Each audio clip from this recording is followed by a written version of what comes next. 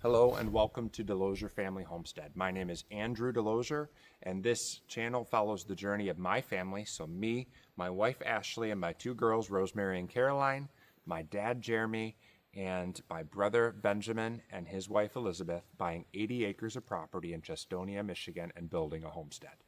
We're brand new to this, as each of us, between the three of us, have probably owned less than an eighth of an acre our whole lives in southeast Michigan, which is quite a change of pace from the serene wilderness that we now inhabit.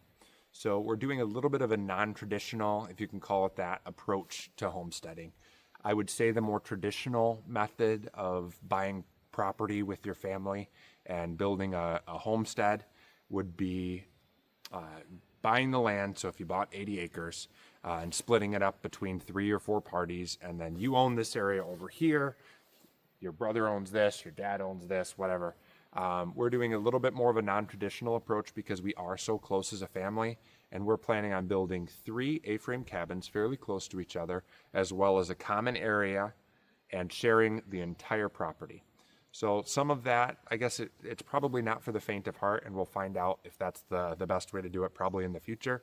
But there'll be a lot of, we'll definitely be closer as a family and have to resolve quite a bit of differences through it. And hopefully it'll be a good thing. So we'll kind of keep you posted on that. But for now, we're going to be following the journey of us building, so phase 1, which will be us building 1, 2, 3 A-frame cabins. And that'll be enough to bite off for us right now. So I'm gonna walk up to my building site, which is gonna be the first, and we'll kind of give you a lay down of that, let you know where we're at, and then go over kind of what the future is gonna look like. So I'll see you there. All right, welcome to the build site. This is the site of my family's A-frame cabin. So we chose to do an A-frame cabin because 1, I love the way they look. 2, they're fairly cheap and affordable, and 3, they work great with the weather that we have up here being so snowy. So there's quite a bit of snow. Actually, Mansalona, Michigan, which is the city that we're in, gets more snow than anywhere else in the Lower Peninsula, which we're not really prepared for handling. I don't really feel like raking all the snow off a ton of times in the winter, and I want a structure that's built to handle that. So, A-frame cabin. We're doing a pier and beam foundation type. So for those of you who aren't builders, that is a 18-inch, well, not necessarily 18-inch, but ours is 18-inch diameter by 4 foot down or wherever the frost line is, and then up to grade. So in our case, we're looking at, because we are on an incline, doing about 4 foot, 5 foot, 6 foot above grade on this end, and then about 2 foot above grade on that, on the far side, which is a little bit elevated. So 24 by 48 by about 20 feet high. So it's made up of equilateral triangles that are each 24 foot long on each of the ends, which for those of you who remember geometry puts us at a 60-degree angle, or a 2412, I think, or a 2012 pitch. So that'll be more than sufficient to keep all of the snow off of the roof in the winter and keep us from having it fall in. So that is a big perk. So we chose to do the pier and beam foundation style because we are in a grade and did not want to excavate out the entire hillside, which made it easier and cheaper for us, as well as I just kind of like the way that it looks. So we already last week had the holes dug out.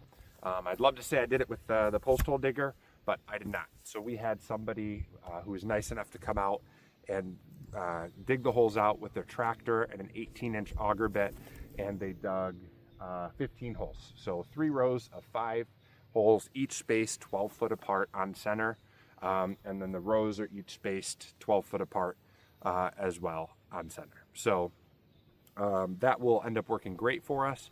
So last week we did dig the holes, this week we're doing the forms, and next week we're doing the concrete. So the inspections for the forms and actually getting the concrete poured. So I will keep you posted on that. For now, we're gonna go into the workshop and look at the forms that I'm building, and we'll go from there. See you there. Welcome to my shed. So it's a little bit, actually quite a bit of a mess in here. We just moved in about a month ago, so we're still trying to get things sorted out, but we're trying to build at the same time. So kind of going crazy, but good crazy. So I have my tools over here and then my building materials over here, trying to keep them separately, but you know how it is. So I got my forms delivered by SRM Concrete a couple days ago now. I have 18-inch sonotubes, if you can see them behind me. Those are actually only available from concrete suppliers, to my knowledge, in the 12-foot length. I tried to get them from Menards and other big box stores, or at least see if they had them, and they did not.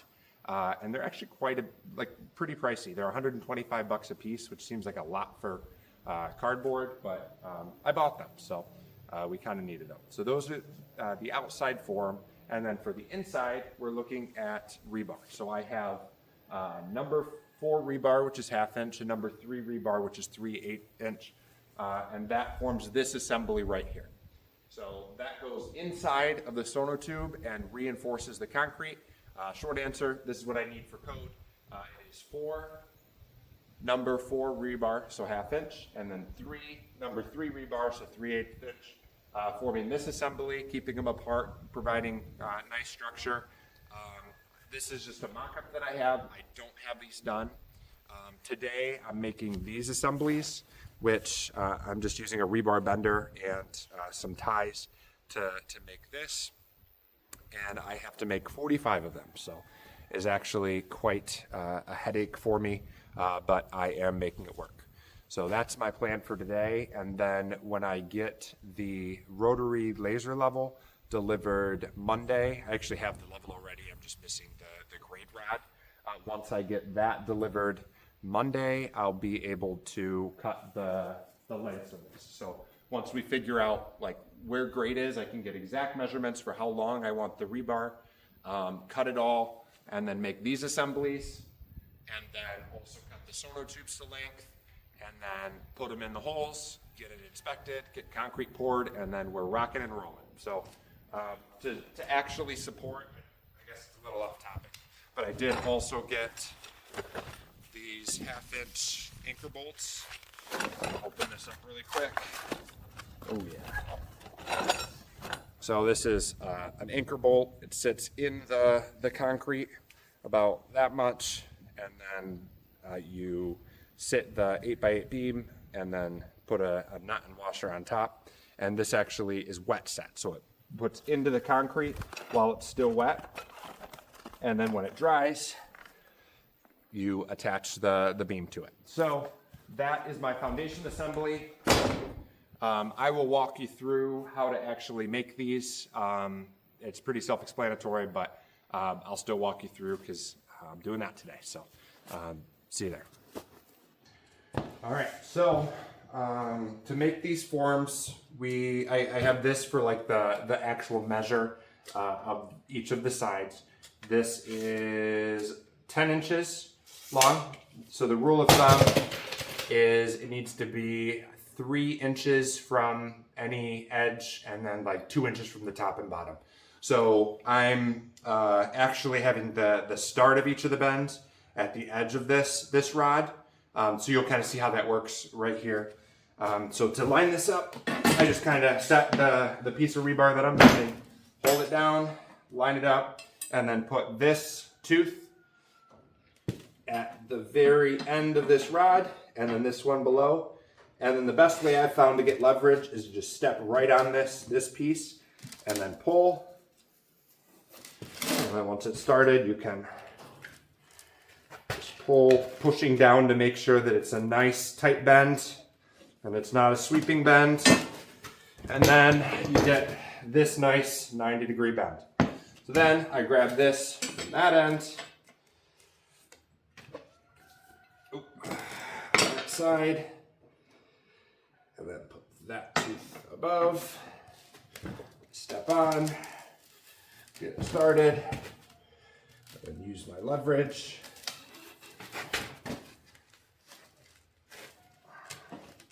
So that's 90, and then do the same a third time.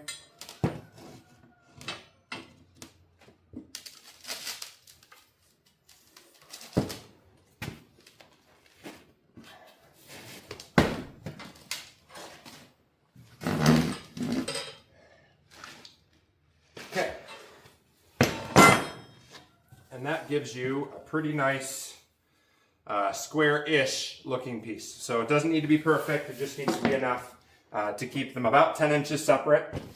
And then I have these loop ties for my support with a twister tool that I absolutely love. So this functions, you kind of bend it in half like this, and then you pull this in, loop the under edge,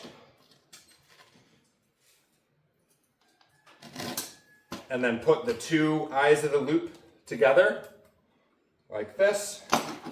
Grab the twister tool, put them between, and then loop it all the way in, and then twist.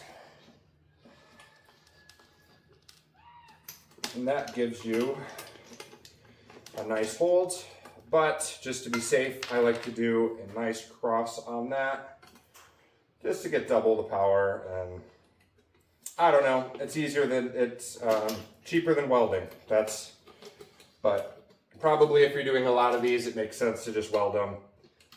I don't know. And then just grab a grinder is what I found the best way to cut rebar. Should have eye protection on, but I just close my eyes and hope for the best.